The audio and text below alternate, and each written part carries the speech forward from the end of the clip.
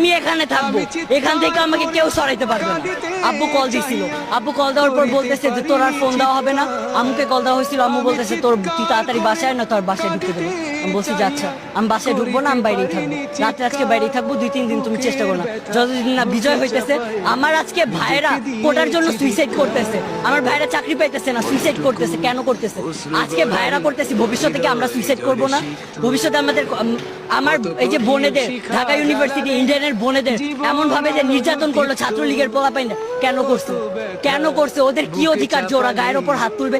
আজকে আসার আগে পুলিশ আমাদের ধরছে, ভিডিও আছে আমার কাছে, আব্বুর থেকে ফোনটাই নাম ভিডিওটা ভাইরাল করবো। পুলিশে আমাদের হাত ধরছে, কেন? আমাদের গায়ে হাত দেওয়ার ওদের সাহস কিসের আছে?